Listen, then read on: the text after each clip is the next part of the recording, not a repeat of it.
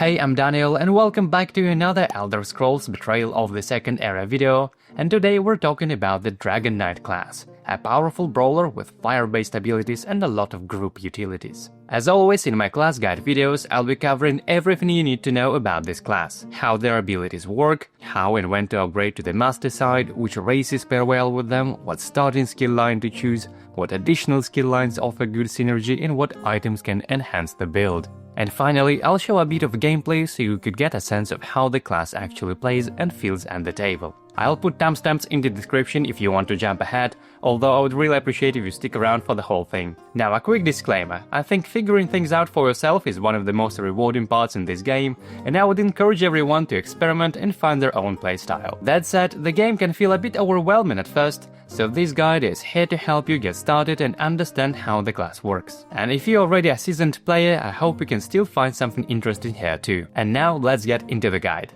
Alright, so as always, let's start off with the innate class ability on the Novice side, which says the following: if there are more undefeated enemies than undefeated party members, ignore one defense on your target. And first, let's kind of start unwrapping this whole sentence from the second part, which is ignore one defense on your target, and how strong it is, how good it is. Well, it's pretty good, but I wanted to give you a little bit more kind of scientific answer, if you will, so I've done the following. I created a database in Notion and manually added every single enemy in the game, including their stats, and out of all 116 enemies, only 34 of them don't have defense, which means the vast majority of enemies, they do have defense, and that is more than 70% of all enemies. So how strong is ignoring one defense on your target?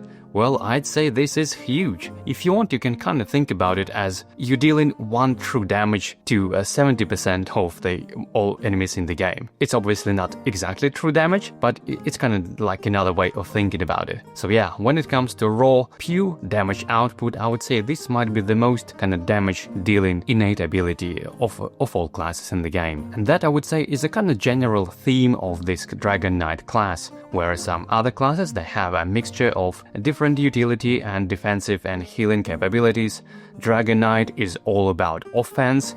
You know, if you can imagine like on a slider with like a defense and offense, this is 100% offensive class, like a pure brawler that jumping in the middle of the battle and just dealing damage. That's all about this class. Now let's get back to the first part of this innate ability, which states that if there are more undefeated enemies than undefeated party members, and only then this effect applies. So basically, you are ignoring one defense as long as you are outnumbered.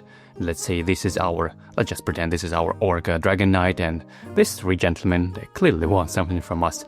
And yeah, because in this case there are more enemies than more adventurers, this effect applies, and it will continue working until the last enemy remaining, because in that case there would be equal amount of adventurers and enemies, and hence why the effect won't work anymore. And so in this example, you might notice that two of those enemies, they have one defense, Redguard Bandit and Argonian Bandit, whereas Nord Bandit doesn't have any defense.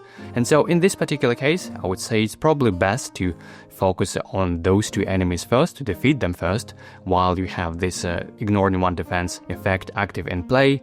And this way, when you leave with just one Nord Bandit one-on-one, you won't need this effect anyway, and it won't be active anyway. And so this will be just a little slight easier way to kind of deal with all this group of enemies, whereas let's say if you leave one of those enemies until the end, then it's going to be a little bit more tougher to deal with them without the ignoring one defense. So yeah, that's just kind of the general consideration and prioritizing targets for Dragonknight. Just keep that in mind, the ratio and the number of undefeated enemies versus the undefeated adventurers when it comes to this innate ability. For this ability, things change slightly when you have more party members, because adding more party members not necessarily means adding more enemies. In fact, sometimes you have fewer enemies, but with a stronger level. And remember that this ability, it doesn't care about how strong enemies are, it only kind of checks purely the numbers, whether there are more undefeated enemies than more undefeated adventurers. Let's say we're playing solo and we're sitting at 3 XP, that means our enemy pool also equals 3, this is why we deploy 3 level 1 enemies, and that means that our innate ability is active and it will remain active until the last enemy remains. Now let's say we add another party member, and now our enemy pool becomes 6, and now instead of deploying 3 level 1 enemies, we need to deploy 1 level 5 and 1 level 1 enemy, and therefore the number of undefeated enemies is now equal to the number of undefeated adventurers, and therefore this innate ability won't be working at all for the entire clash, which I think is okay and fair enough. Generally speaking, when you have more adventurers in play, especially when you're playing in 3 or 4 adventurers, the game tends to get much easier compared to solo, so yeah, I think it's kind of balanced in that way. That being said, if you want to get the most out of this innate ability, you should probably consider playing Dragonknight solo, or at least keep in mind the number of undefeated enemies to determine whether you should ignore one defense or not, and frankly speaking, most of my guides are focusing mostly on the solo players anyway, so yeah. Alright, now let's move on to the next class ability, Dragon Leap, which says each adventurer may move 1 hex. You may spend any amount of additional tenacity to increase the number of hexes each adventurer may move by 1 for each additional tenacity spent. So basically, you can spend X amount of tenacity to move to X number of hexes. Generally speaking, I'm a huge fan of such flexible abilities where you can choose to spend a different amount of tenacity to gain different kind of strength of effect. It's kind of similar to Sorcerer Power Surge, where you can spend X tenacity to recover X number of dice. The same here for movement, I just love it. Let's say this is our Dragonknight and we have only 3 movement, so with our basic move action we can move for 3 hexes to engage this enemy, and let's say you can defeat this enemy and you still have some dice to roll for a second engage, but you can't move anymore because you already moved and engaged. But with Dragon Leap you can still move 1 hex closer, let's say to the next enemy, to defeat this one as well. Or maybe you can defeat those enemies and then spend extra tenacity to kind of leap away from this Redguard Marauder to avoid taking extra hit by the end of the turn. So yeah, there are just tons of situations where you're absolutely happy to have some extra mobility. Even when you need to move just 1 or 2 extra hexes, this can make a huge difference. And this is especially true when you play in solo, since you are the only target of all enemies. So the way you position yourself is really the key to avoiding some taking extra damage, or maybe to defeating some extra enemies. Yeah, just lots of flexibility in this one. And the fact that Dragon Leap works not only on your adventure but on all adventurers is just an extra icing on the cake. This is especially helpful in delves when you maybe want to grant a little extra movement to your party member who about to reveal a new delve tile, or to avoid moving from delve tiles. Yeah, just again, so many flexibility, and I love Dragon Leap. Moving on to the next ability, Dragonknight Standard. In any order, each adventurer in light weapon, heavy weapon, or ranged weapon may roll 2 enemy combat dice and deal the damage to a targetable enemy. Since this ability requires specific battle forms, it's really important that each adventurer are using the correct battle form and they have a targetable enemy according to that battle form. Let's say we have 3 adventurers, our Orc Dragonknight, our Wood Elf Wizard, and our Argonian Knight.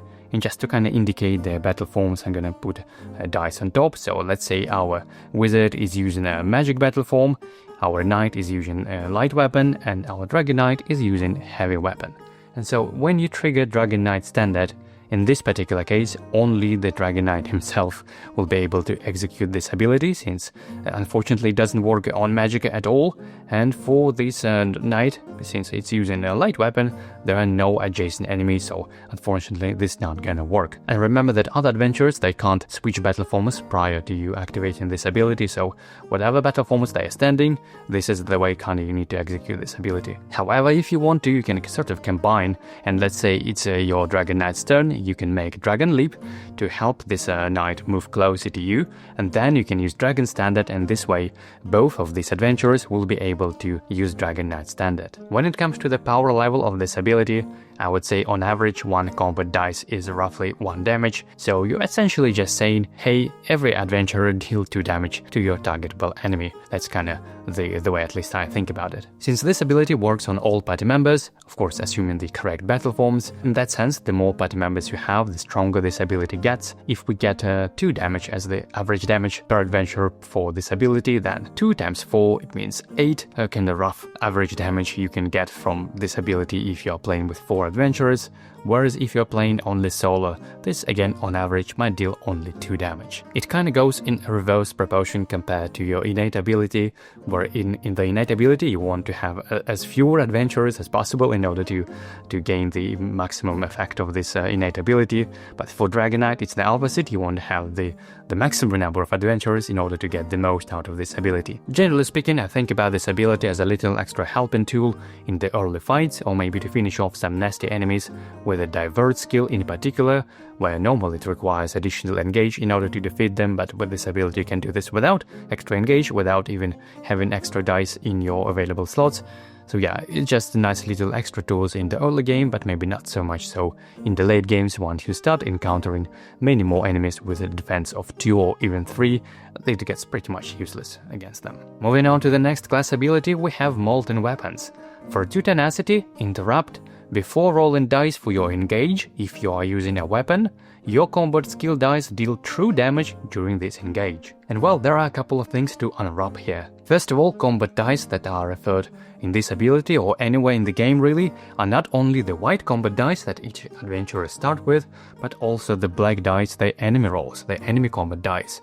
These sometimes get overlooked, but it's actually very important for some synergy with certain items that allow you to roll extra skill dice, or this particular enemy skill dice to be precise, but they also work with molten weapons. So let's say we have this Orc Marauder with 2 defense and sitting with the last health chip, with the last bit of health, so we're hoping to defeat it with this engage, and we're rolling 2 combat dice and we're using molten weapons to hopefully guarantee defeat it. And so we're spending 2 tenacity, and the important part that we're spending this before rolling the die, and then let's say if we roll this with this result, 2 and 1, this is enough to defeat this anyway, even without true damage. And so this 2 tenacity that we spend on molten weapons is kind of wasted. And the same is true if we roll both misses.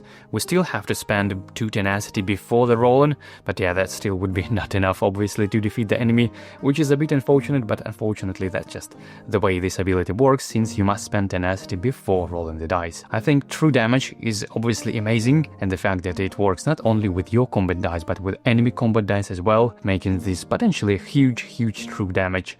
But yeah, activating this before roll is a bit awkward, but spoiler alert, this ability will get much better. Moving on to the next class ability, Cauterize. Gain 1 over fatigue and recover up to 2 drained dice. Now, some dice in this game are drained, which means after rolling and resolving the effect, instead of going to your cooldown track, where most of other dice would normally go, these kind of dice, they go off your adventure mat, which means you won't be able to use them again for the rest of the battle. So let's say we have this particular die, it's a level 2 die from the 200 skill line, and this particular side deals 5 damage, and then you drain this die, because 5 damage is pretty huge damage for just a single die.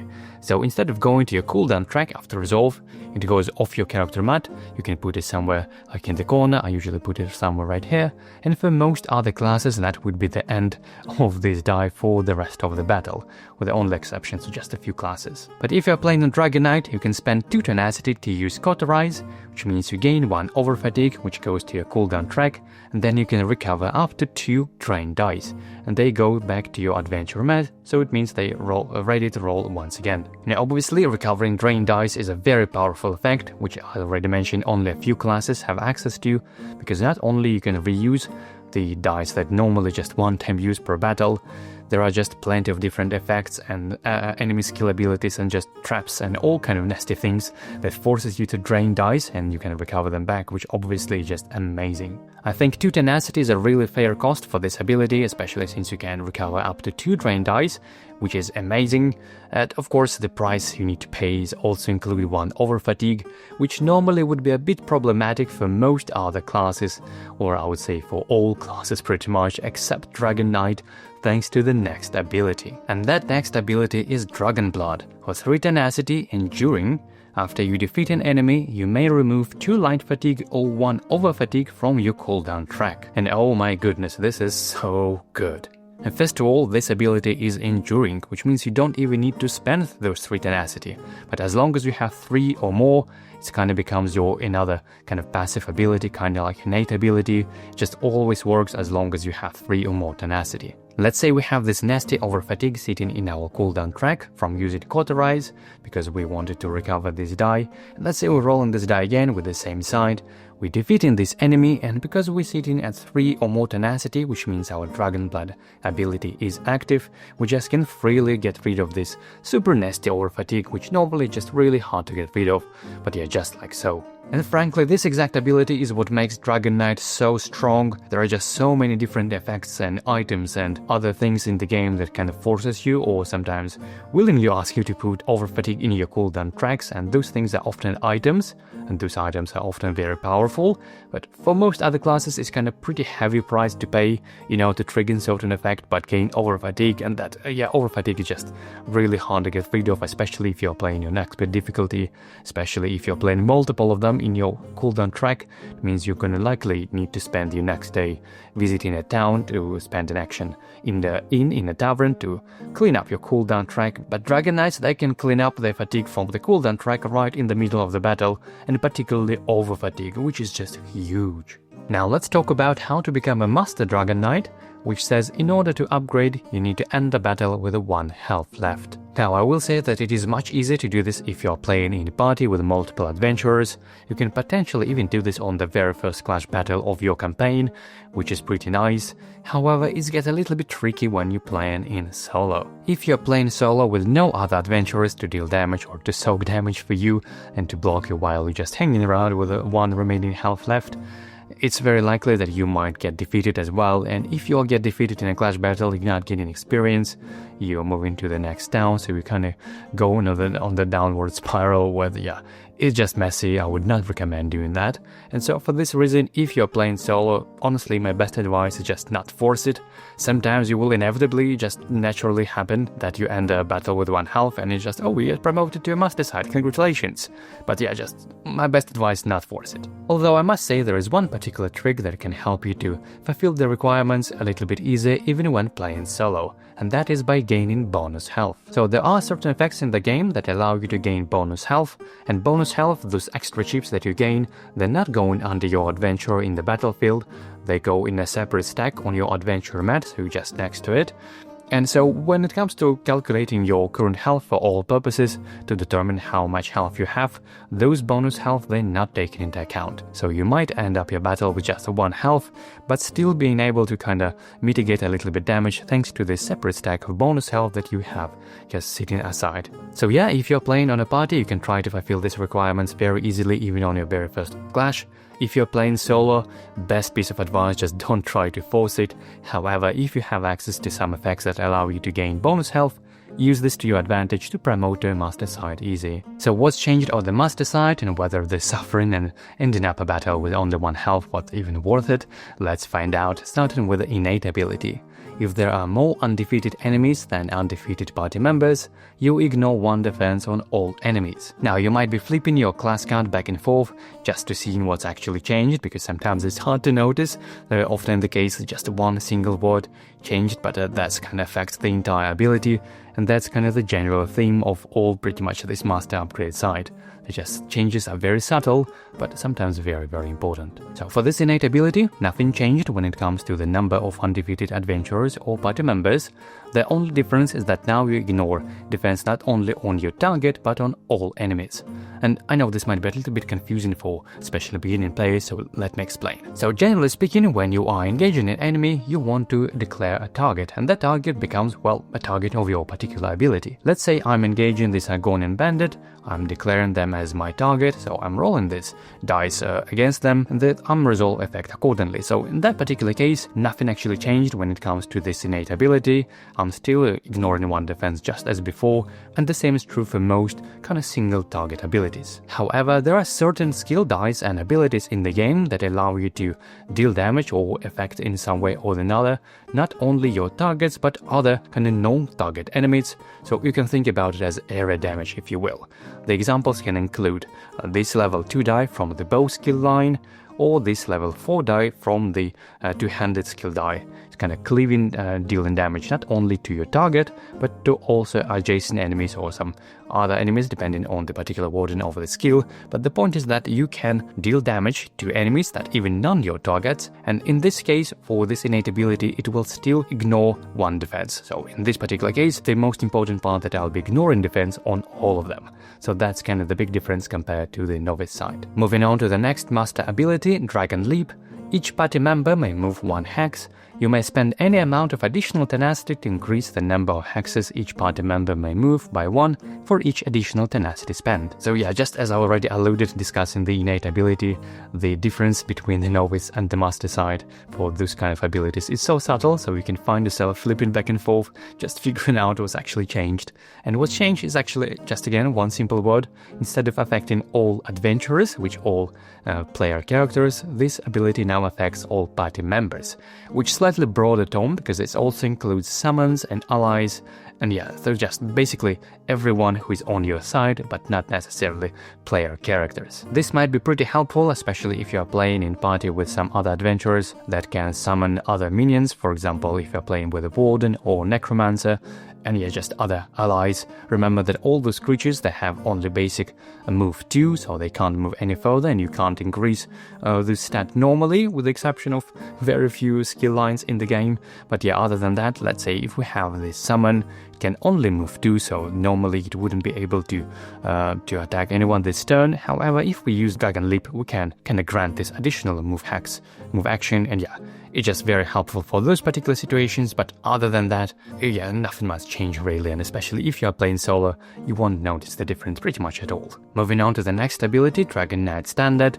It doesn't change at all, it stays exactly the same as it was on the Novice side, and I'm perfectly fine with this. However, our next ability, Molten Weapons, changes dramatically, which says interrupt after rolling dice for your engage. If you are using a weapon, your combat skill dice deal true damage during this engage. And this is yet another example when just a single word changes the ability in such a huge way, and I'll totally understand if you're gonna keep flipping this class sheet back and forth, just trying to see what's the difference. I know I've been there, I've been trying to figure out what's actually changed, but as I mentioned, just a single word, whereas on the Novice side, you had to use this ability before rolling dice. Now on the Master side, you can interrupt after rolling dice, which makes all the difference in the world. So let's get back to the Orc Marauder as an example of an enemy sitting with 2 defense and the last health chip, whereas before on the Novice side, we had to spend the tenacity before the roll and kind of hoping and keep the fingers crossed that it will deal damage to defeat the enemy. Now we can safely roll first and see the result. For example, in this case, the roll result is 3, which is already enough to defeat the enemy, so we don't need to spend tenacity and waste it this way. However, let's say if this would be a roll as 2, which won't be enough to defeat the enemy, we can then safely spend our tenacity to turn this damage into true damage and defeat the enemy this way, which is much more efficient and gives much more control. And yeah, most importantly, just not wasting your tenacity. You're no longer guessing, but you know exactly, you can see the result and then make a decision whether to spend the tenacity to turn this damage into true damage or not. And oh my, I just love this ability. Not only it's very thematic, you can kind of imagine this dragon warrior with fire blade, sort of slicing through enemy armor, but it's also very strong just mechanically, dealing true damage and control damage, and especially since you can add some enemy combat dice sometimes, and then you can decide whether to turn this damage into true damage. Yeah, it's just very, very powerful. I love it. The next ability is Cauterize, and again, just like with the Dragonknight Standard, it stays exactly the same as it was on the Novice side, which I'm perfectly fine with. I don't think this ability needs any upgrades. I think recovering 3 dice would be too much, or maybe changing over fatigue to life fatigue would be too easy, or changing the tenacity cost down to 1 again would be too strong. So yeah, I think this ability is perfect as it is, perfectly balanced in a way that you're gaining over fatigue but you're recovering 2 drained dice. Let's keep it this way. And finally, we have the upgraded version of Dragon Blood, which says Enduring. After any adventurer defeats an enemy, they may remove 2 light fatigue or 1 over fatigue from their cooldown track. It works pretty much the same as it was on the Novice side, with the only small but pretty significant difference that it now affects all adventurers. This is why I mentioned that if you are playing in party, especially with multiple adventurers, you can try to upgrade to the Master side early on, potentially even in the very first clash battle in your campaign, because trust me, your party members would be absolutely thankful for this ability once you have 3 tenacity in order to keep it this way.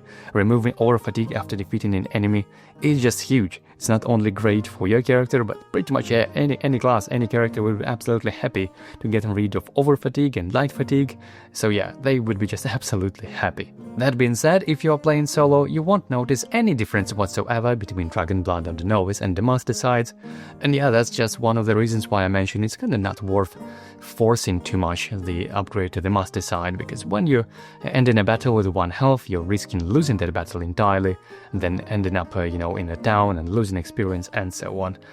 So yeah, just don't get me wrong, Molten Weapons gets an amazing upgrade. But yeah, other than that, I think Dragonknight is very strong on its own, even on the Novice side. Now let's select a race for our Dragonknight, and I think the first and pretty obvious choice is Orc. Orcs have ability called Swift Warrior, which says once per battle, after the end of your turn, gain 1 over fatigue to take an immediate extra turn. Now when you take an extra turn, that turn is a completely normal full-fledged turn, which means you can recover dice according to your cooldown, you can move again, you can do your first engage without adding 2 light fatigue to your cooldown track.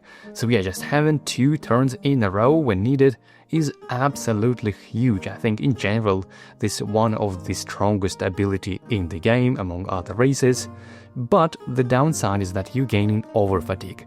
And for most classes this is a pretty heavy price, especially when you're playing on expert difficulty. That means you need to either discard an item in order to activate Adventurer Rest Step in order to get rid of this over fatigue this way, or move to a closest town and spend a town action in an inn, in tavern, to clean your cooldown. So yeah, this is a pretty nasty thing, and this is kind of dangerous to use it alone, especially when you maybe don't have enough items to discard in the first place. But for Dragonknights, thanks to our Dragonblood ability, which activates all the time as long as we have 3 or more tenacity, we can just clean up all those over fatigue from our cooldown track right in the middle of the battle, which is huge. So yeah, I'd say Orc is probably the best race to pair with Dragonknight, at least when it comes to pure raw damage. And yeah, just really strong. But before we do our selection, let's consider other options too. And my second option would be Nord. Nords have the ability called a Reveler. Once per battle, when performing an engage in light weapon, heavy weapon or ranged weapon, add 1 enemy combat die to your engage, plus an additional enemy combat die for each weapon in your inventory. And first of all, let me clarify that the term inventory includes both your ready slots and your pack, so you can potentially have up to 8 weapons in total in your inventory, although keep in mind that the supply of combat dice is limited to only 6 dice, so yeah, if you want to maximize the effect of this ability, just 5 weapons should be enough. And as you might already guessed, the synergy with Dragonknight comes with Molten Weapons, where you can turn all this huge number of combat dice that you add to your engage and you turn them into true damage. Think of the most scary looking enemies with the most amount of health and the most amount of defense, and yeah, with this ability combined with Molten Weapons, you just completely annihilate them. So Nord is another great option to consider for your Dragonknight. However, I should also mention that Dragonknight has one major flaw, especially when you play in solo, and none of these options, Orc or Nord, help you with that. So as I already mentioned, Dragonknight is a very offensive focused class. All of its abilities deal damage or some kind of focused around that, either dealing damage or providing some extra flexibilities, usually to deal more damage. That's kind of all this class is all about. However, despite being this fearsome warrior and a strong brawler, I find it extremely squishy. There is simply not a single defensive or healing or stats removal capabilities built into the Dragonknight class, so while you can defeat enemies very quickly and efficiently, they sometimes can defeat you very quickly as well. And so for this reason, I would suggest considering another race option, and that is Argonian, thanks to their racial abilities Argonian Resistance, which says once per battle, when you would be dealt damage, prevent all of that damage. If we get back to Nord, sometimes you just simply don't need that much damage, or sometimes you don't have enough weapons in your inventory to get the most out of this ability. And for Orc, sometimes you just don't have enough tenacity to remove your over fatigue with to activate Dragonblood. So yeah, this can sometimes be a little bit awkward, but whereas for Argonian, especially if you're playing solo, trust me, you'd be absolutely happy to use this ability every single battle. And the last option I would consider for the purpose of this video is Redguard, whose ability says, once per battle, during your turn, remove up to 3 fatigue or status die from your cooldown track and heal for 1 HP for each die removed. If the total health recovered exceeds your health stat, it is gained as bonus health. And oh my, there are so many goodies going on there. First of all, the term fatigue refers to both over fatigue and light fatigue, and even despite the fact we have Dragon Blood ability, so we can recover all this fatigue from our cooldown track during the battle, it's still very welcome to just remove this on demand. Maybe sometimes we don't have enough tenacity, or sometimes we don't have enough enemies to defeat to clear all of this fatigue that we generated through some ways.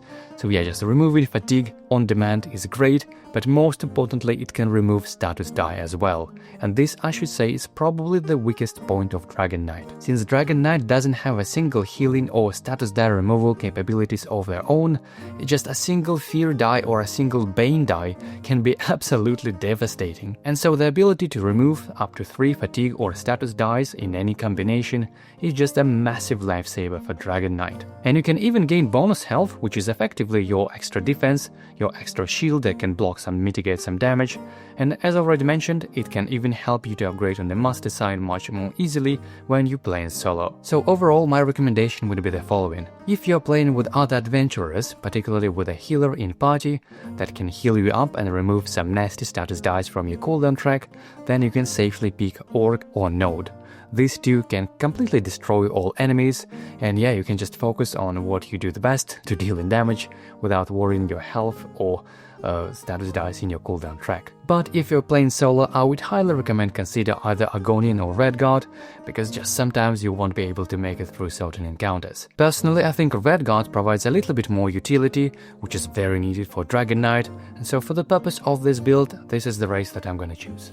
Alright, we've got our race, we've got our class, now it's time to fill out the adventurer mat with stats and attributes. And the way it works is the following. There are round slots on the left and right side of the adventure mat, where you slot attribute stat tokens as well as the skill line tokens, and then you advance your either attributes or skills, either from left to right or from right to left, and then they kinda meet in the middle. This opens up a lot of interesting decisions to make, but most importantly, it's best to have some kind of general at least picture of how do you want to level up and advance your character, because you can't swap the positions of those slot or skill tokens in the middle of the game. For the first token, it doesn't matter where you slot it, since it doesn't clash with anything just yet, and so I'm gonna start off with the health, and I'm gonna put this on the top left corner. For no particular reason, frankly I just prefer to keep health on this particular row. And the first real question is, where do we want to put this stamina stat token? I think it's nice to have at least a general plan of how much experience you are planning to invest in a certain stat or skill, because that limits the options of where do you want to put this. For example, I know that I want to pretty heavily invest in training more health stat tokens, and the same goes for the stamina stat tokens. So this kind of eliminates the option of putting them across each other, and that means my best option would be to put stamina just on its standalone separate row, along with, of course, 3 corresponding stat tokens. The next stat is Magicka, and again, similar thought process, similar question. Do I want to invest in that particular stat, or do I want to level it up at all?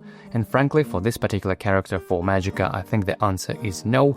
I'm not planning to level it up, so I'm probably gonna slot it just across health with 2 corresponding stat tokens. Next, I'm going to slot in Combat, and for Combat skill line, again, a similar question. Do I want to level it up? Probably not.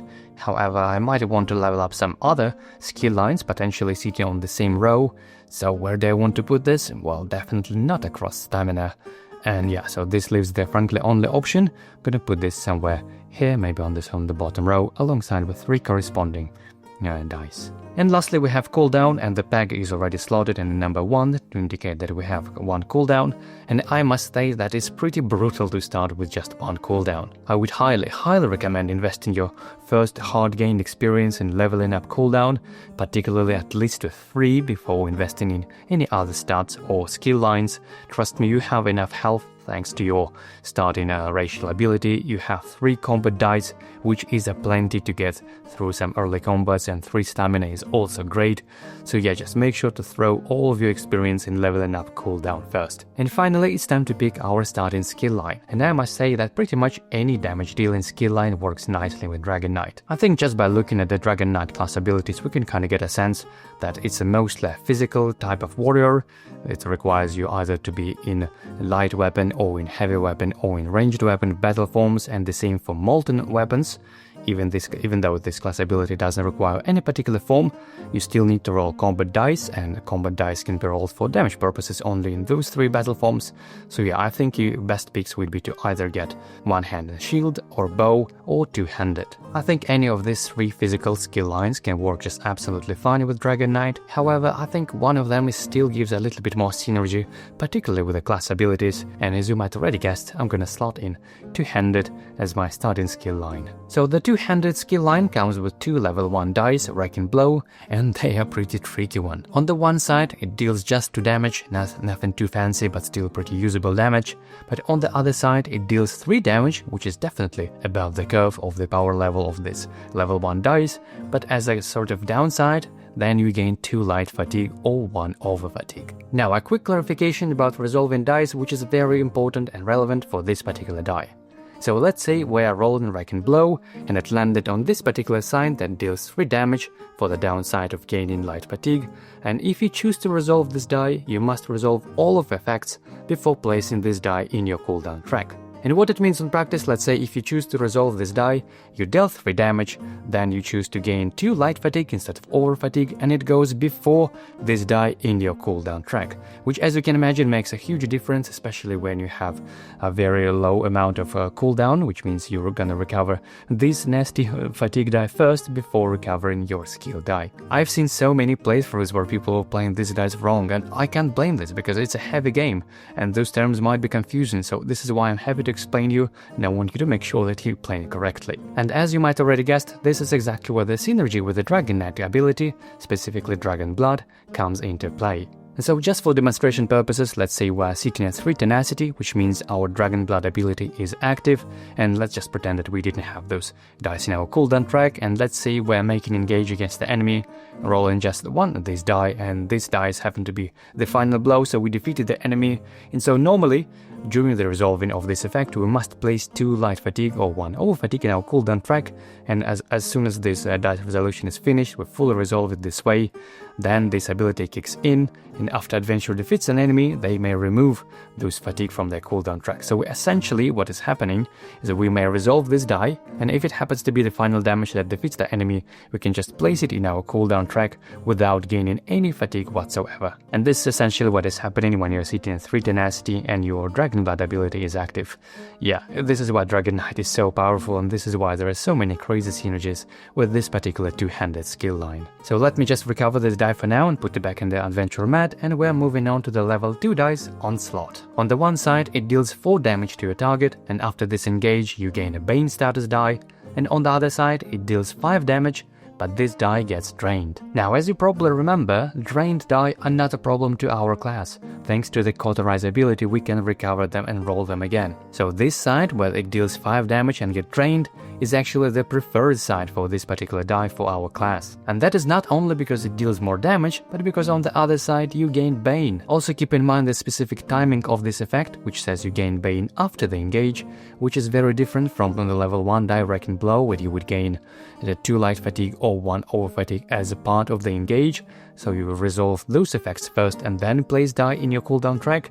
But in this particular case, it goes the other way around. You first resolve the die and you put this die in your cooldown track, and only then you gain Bane, which of course is worse because that means the status die will sit in your cooldown potentially longer. And I must say that this little status die can absolutely be devastating to your character if you're not careful with it. Keep in mind that Dragonknight is very likely gonna have a pretty busy cooldown track, not only because of multiple engages in a single turn, but also because we're very likely gonna have some dice that we actually want to sit in our cooldown track, more on that later, and even though we're gaining fatigue and we're removing fatigue thanks to our Dragon Blood, so that is not too big of a concern, but still just very likely we're gonna have a pretty busy cooldown track. And depending on the value of your cooldown track, this Bane status die can sit in your cooldown track for potentially 3 or even 4 turns, dealing you 1 true damage every single turn, really nasty, of course unless you're playing Redguard.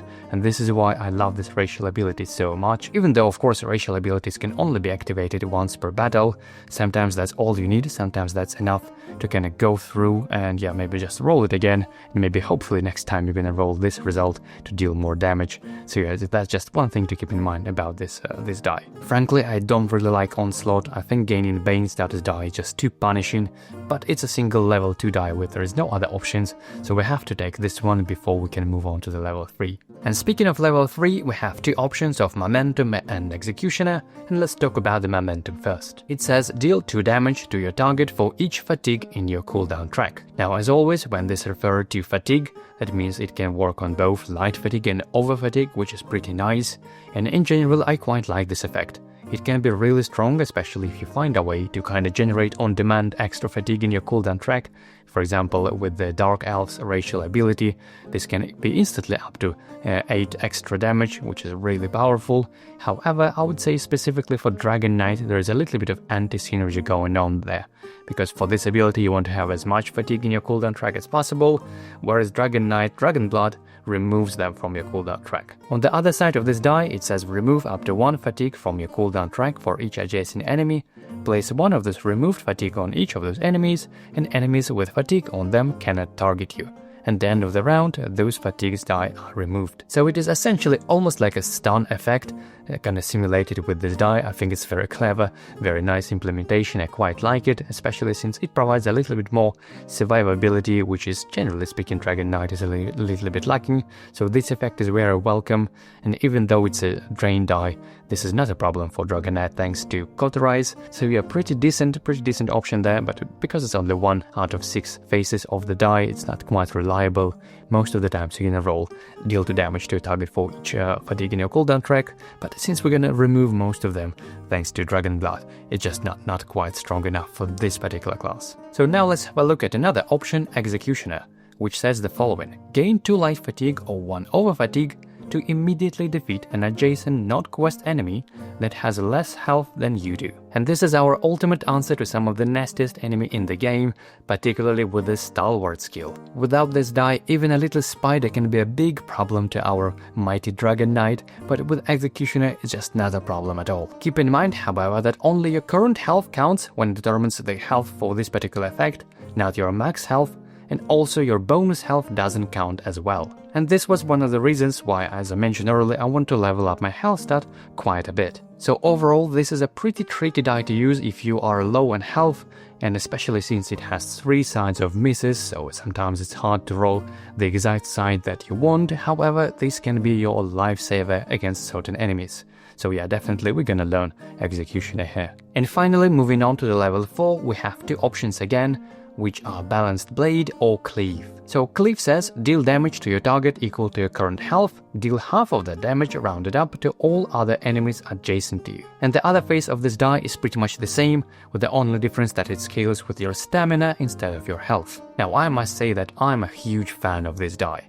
Not only it's scalable, which means the more stats you have, the more damage it deals, which is amazing, it also allows you to deal with the most number of enemies with the least amount of engages. Once you level up your stats to pretty high numbers, this die can deal absolutely astronomical amount of damage, and this is also where your innate master ability comes into play, since you can ignore 1 defense on all of the enemies and not only on your targets. And even quite early in the game, when you don't have a lot of stats, maybe you're still sitting at 4 or 5 health, or maybe 3 or 4 stamina, those extra little bits of damage that you're dealing to adjacent enemies are still very welcome, and they can help you a lot. So definitely I'm gonna train Cleave as my first level 4 dice. The second level 4 die is called Balanced Blade, and instead of reading this whole wall of text, let me just quickly demonstrate how it works. So let's say if you roll this result, you place it in your active slot, and then whenever you gain over fatigue, if you want to, you can put your over fatigue to your active slots.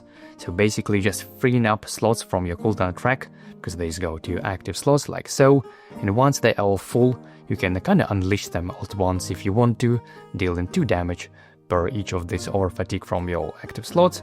This die then gets drained, just like so, which we can then restore if you want to, and those over fatigue goes to the supply, and that's kind of the main point, because they're not cluttering your cooldown, they're just sitting nicely in the active slots, and then when you need to, you deal damage with those, and you kind of clear it up. On the second side of this die, it's kind of pretty much the same thing, it goes in your active slot, and you may place then over fatigue in your active slots as well, though instead of dealing damage with those over fatigue, once they're all full, this die instead gets exhausted, so just normally go to your cooldown track, and those over fatigue just goes back to your supply without dealing damage. And I think this die is fantastic for pretty much all two-handed users, with the probably only exception of Dragonknight, since we can already remove those nasty over fatigue from our cooldown track ourselves using the Dragon Blood ability.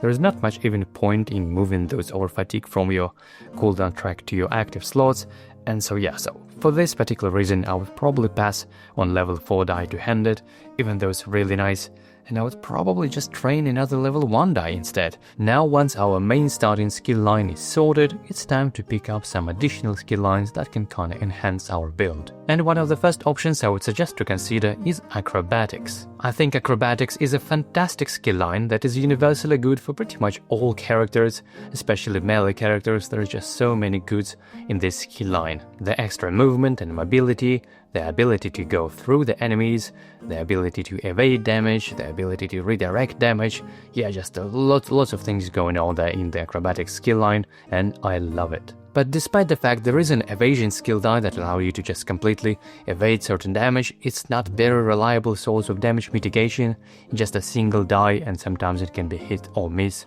And when you're especially playing in solo, this just might be not enough for your survivability. So I think if you're playing with other adventurers that can sometimes soak the damage or maybe provide a little bit of healing here and there, then I think Acrobatics is the best pick for the secondary skill line for Dragonknight, thanks to all the extra mobility and things it provides. But if you're playing solo, sometimes you need just a little bit more reliable way of mitigating damage, something more sturdy, something heavier, and something like heavy armor. Similar to the Acrobatics, heavy armor dice are pretty unique in a way that they all placed in your cooldown track once you resolve them, and they provide some effects while sitting in your cooldown track.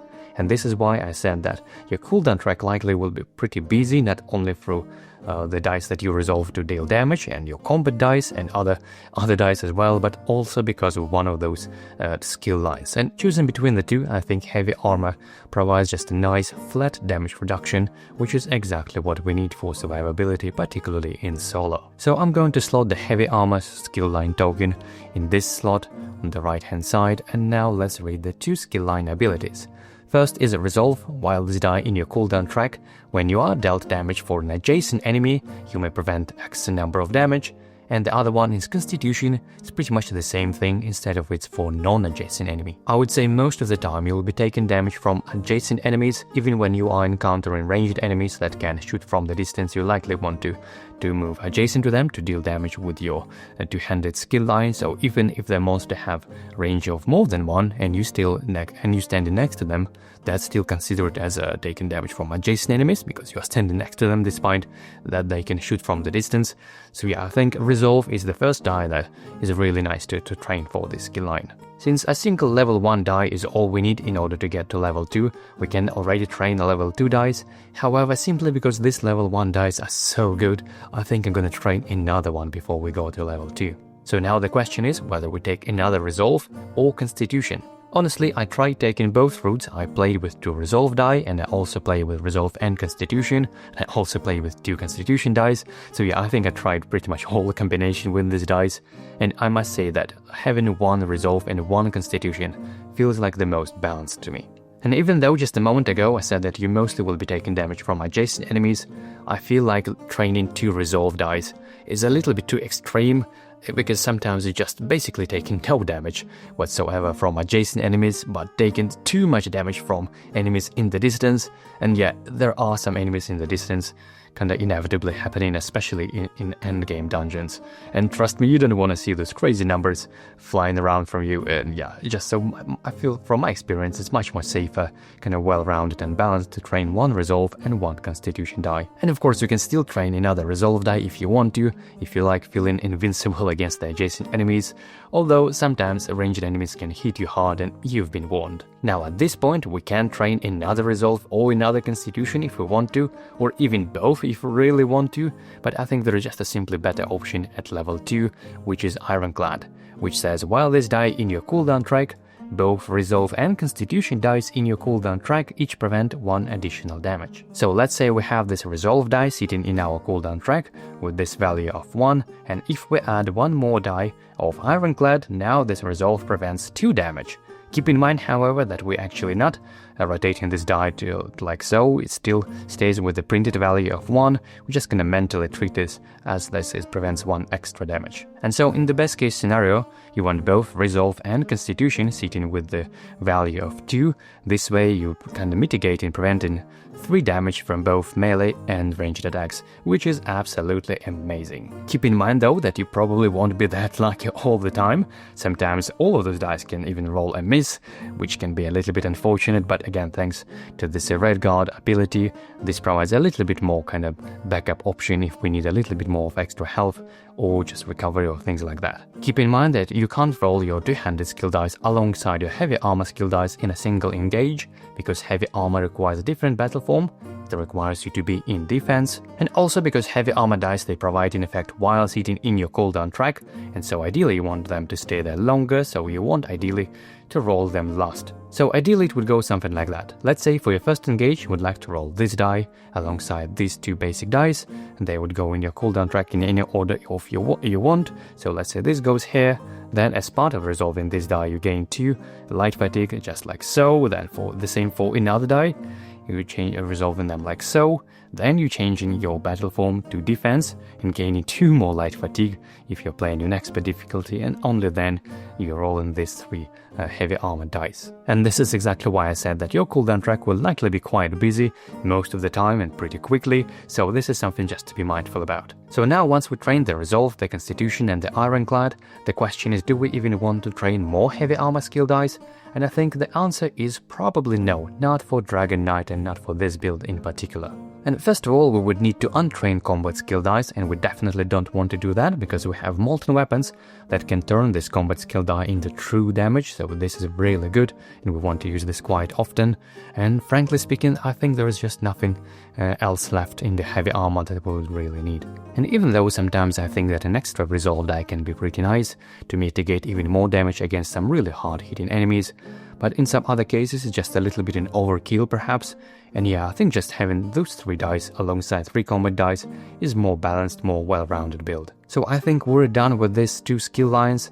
Now of course we need more stat tokens to increase our stats. Definitely we need more stamina, I would say at least up to 5.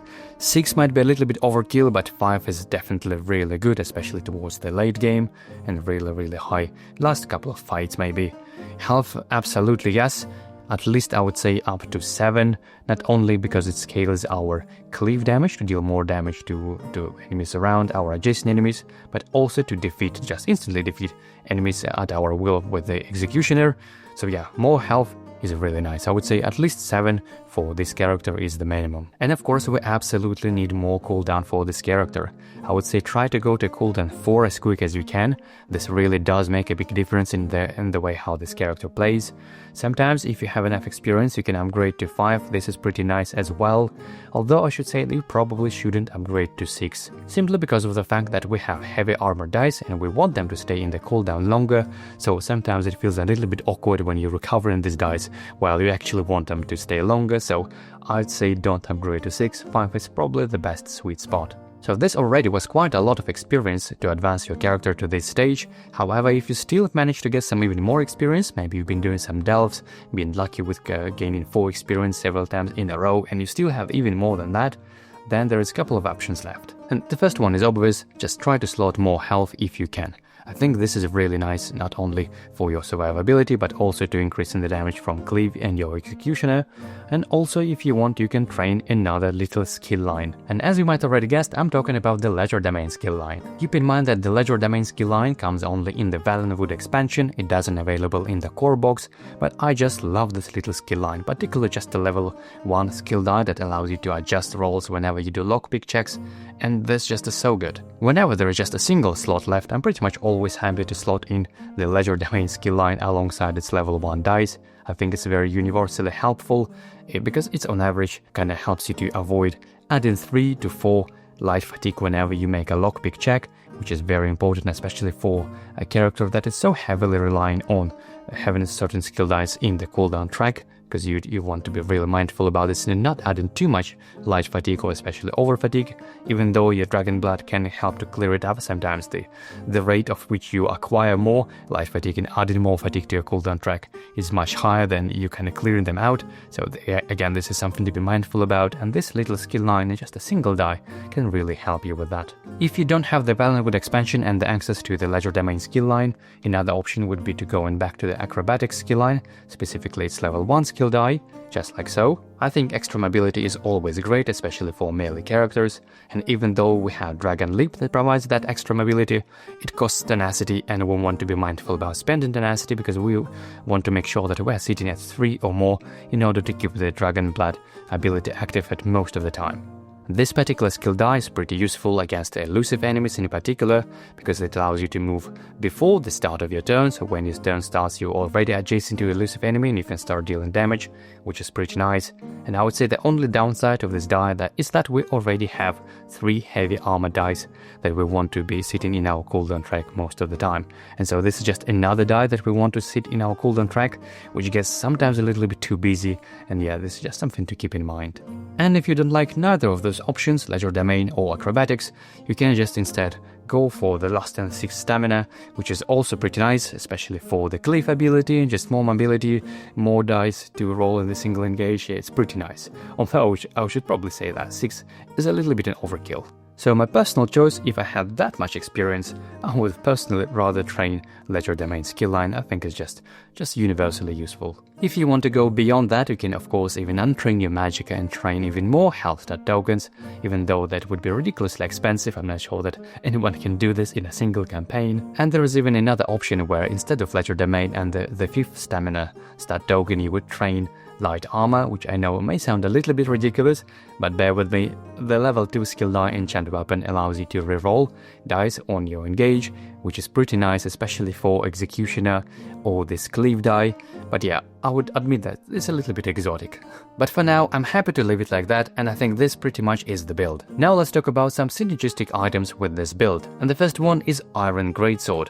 Gain 1 over fatigue to add 3 enemy combat dice to this engage. Remember that enemy combat dice are treated as the same as our combat dice, which means we can use molten weapons to deal true damage with this combat dice, which is huge.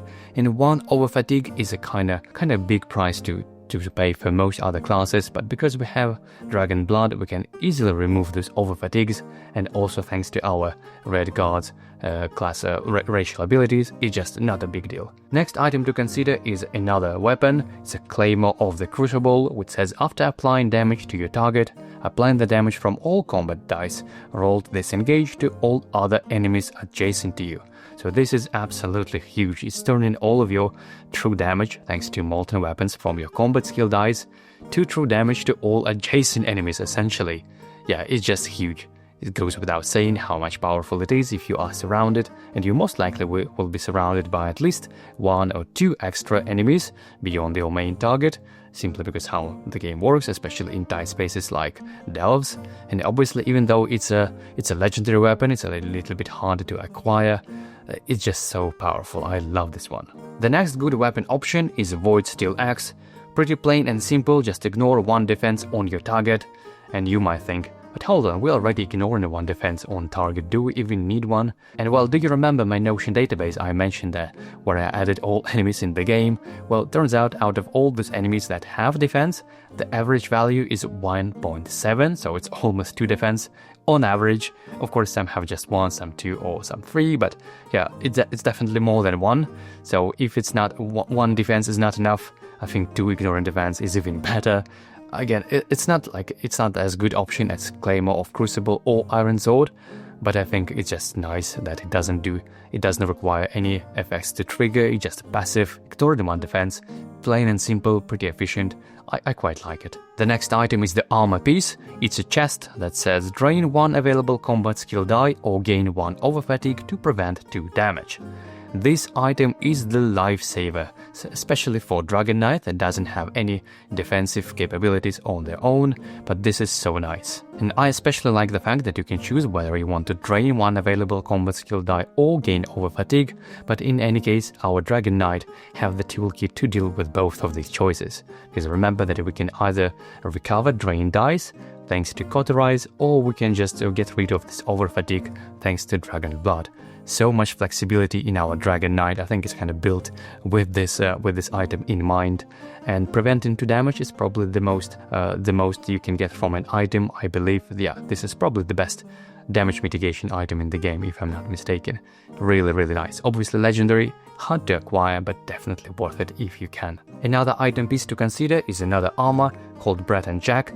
Plain and simple, recover 1 combat skill die. I think for Dragonknight specifically, you want to use your combat dice pretty much the entire game, whereas on some other classes maybe you know what, towards the late game, you can stop rolling your combat skill die because you already have much more fancy one, but because we have molten weapons, and especially if you manage to get something like a claimer of this crucible, that you can roll your combat dice even against adjacent enemies, yeah, I think combat dice, they stay relevant for Dragonknight for the entire game, pretty much, and so this is a pretty nice option. Another nice little piece to consider is Morak Tongue Bracers. That's another armor, hence to be specific, and it says after an adjacent enemy engages you, deal 1 damage to that enemy. This damage ignores 2 defense. Well, since most enemies with defense, they on average have 1.7 defense to be precise, I think this 1 damage is essentially true damage. That's another way kind of to frame it, and I really, really like it. Even though it's an armor piece, it essentially provides more offensive toolkit for our character that is already full on so much on the offense, and yeah, I quite like this. The next item piece is accessory Sea Giant Gloves, which says for 2 tenacity you can remove a status die from your cooldown track and heal for 2 health. Now I will say if you're playing on Redguard, this item is maybe not as useful as some other races, but let's say if you chose to play on Argonin or pretty much any other race, this ability can be a saver, especially if they removing a status die, and as already explained, for Dragonknight it's probably the weakest point, especially if you gain a Fear or a Bane, the rightmost slot of your cooldown, which is quite busy, and this Bane can be ticking there for a few turns, dealing you 3 damage, is really, really nasty. This item is a lifesaver. And lastly we have another accessory, Silver Circlet. I like it on many other classes, not only for Dragonknight exclusive, but I think it's just one of the best items in the game really.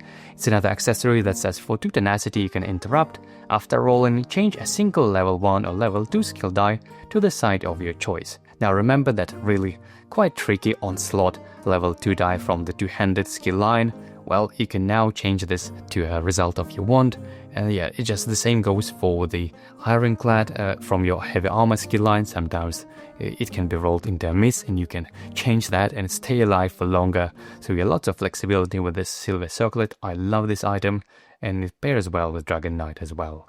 And finally, I'm gonna show you a quick gameplay demo just to give you a sense of how this class feels and plays in action. For this purpose, I created this kind of demo clash battle, and first of all, I apologize that not the entire clash mat fits into the screen. Unfortunately, that's just the limitation of my current filming setup. And I've also calculated the amount of experience needed in order to advance my character to this stage. The number is 42, hopefully that's correct. And since I'm playing solo, my enemy pool is also equals to 42. So the first level 20 enemy is a Lamia or Lamia.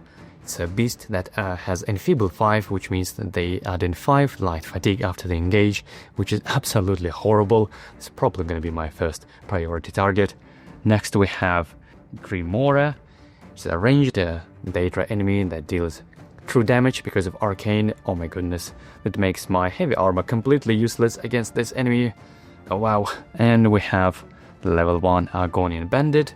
Nothing too fancy, but yeah, just another Enfeeble one. Can be a little bit nasty. And we have, of course, yeah, Stalwart Mud Crab. Honestly, I picked the monsters completely random out of the bag, just like a normal procedure. But yeah, this might be a good chance to showcase this execute die. There are obviously no any special encounters rule in this demo scene, so this admittedly makes things a little bit easier. However, to balance things out, I'm also starting with completely zero, with no any tenacity, with no any items, and at this stage of the game you would likely have some really powerful items, and they can make a big difference in the game, especially if you find some really nice weapon or armor. I don't have any of those, so hopefully this at least balances things out just a little bit. And alright, let's begin. It's round 1, adventurous turn, my turn. As my first action, I'm gonna move 1, 2, 3, 4, 5 hexes in between those enemies to hopefully deal some nice area damage. And I'm definitely gonna roll this die for cleave. Then I'm gonna try to maybe... yeah, I'm not sure this would be enough. And I don't have any tenacity yet to deal true damage with molten weapons, so I just need some more raw damage to go against those shields, those defense, even though I'm ignoring just one, but they have still some more. So definitely gonna need some more dice. I think just gonna take onslaught. There's maybe one extra, this one. Yeah, this hopefully should do this, and I'm targeting Lamia with these 3 dice. Let's see how it goes. And yeah, this is not too bad. Alright, so this cleave deals damage equal to my health. My current health is 8, which is not too bad. I can't complain, dealing 8 damage to Lamia as well as the half of this damage to other adjacent units. So yeah, this is not bad. Definitely Dremora takes 2 damage from cleave, as well as the smart crab takes 1 damage from cleave as well. So this goes to the supply. Now I'll continue calculating damage to Lamia. That was 8. That is another 3 damage, so that is 11, and that is 4 more. And you know what, I actually don't need this 4 more damage, because this would also means I'm gonna apply Bane to myself, which I definitely don't want to do that. So I'm resolving these dice in the following order. So first the cleave goes into my cooldown, then I'm gonna put this die, but before doing that I need to add 2 light fatigue to my cooldown track, just like so. And this onslaught die I choose not to resolve entirely, so just putting it like so, and Lamia is defeated. Phew, that was pretty scary. And this is why I love cleave so much. Not only it scales with your stats, it also deals damage to anyone around it. And yeah, this is pretty nice. Oh, and I should also take 1 extra health chip from Dremora because of my ignoring 1 defense innate ability. Now I'm gonna make a second engage. For that I'm gonna grab 2 more light fatigue, add to my cooldown track. And I'm gonna grab, these hopefully 4 dice should be enough to defeat Dremora. Let's see how it goes. And there we have it. And this is 3 plus 3 plus 2 more. This is 8 damage plus 1 ignoring defense. And this Dremora is totally dead. Now I need to move this dice in my cooldown track, and you know what, I think I don't have enough space to feed all of those with light fatigue, so instead I'm gonna gain over fatigue, just like so. 1 over fatigue, then goes another over fatigue, and then these 2 dice, and of course I'm gaining 1 tenacity as well. Yeah, it's a bit scary to start your turn without any tenacity whatsoever. This is why I mentioned that make sure that you always sit at 3 whenever you can. And because I know that Argonian Bandit gonna enfeeble me with 1 more light fatigue, which means I would need to drain this die, and I definitely don't want to do that. You know what, I think I'm gonna use my Red Guard's ability to just remove up to 3 fatigue, which I definitely gonna pick those 3.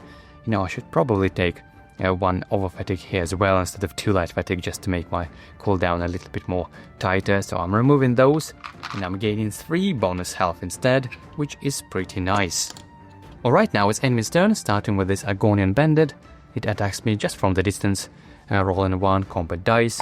So that is 1 damage, taken from my bonus health, not from my real health, which is very nice.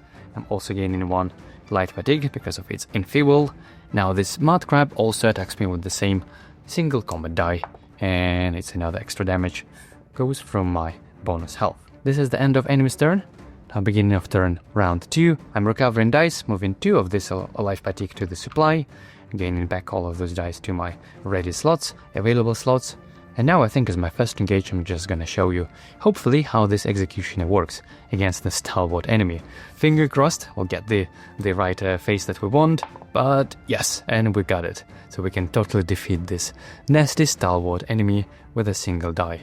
This is so helpful, especially against the level 5 side of this enemy. This spider with 5 health and stalwart. That's honestly one of the horrible nightmare for Dragonknight if you don't have this executioner skill die. So yeah, I'm really glad we have this. And yeah, now we have the final enemy left. Of course, this die goes to the cooldown track. Now I'm gonna, you know what, just to show you that I can make a Dragon Leap for a single tenacity.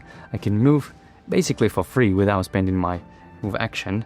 And yeah, I'm just gonna roll these 2 dice as my second engage. Adding 2, of course, life fatigue to my cooldown track for the second engage. And this should, I think, probably finish it off. And yeah, totally. That's another 8 damage. So yeah, that was easy, frankly. Didn't expect anything else at this stage.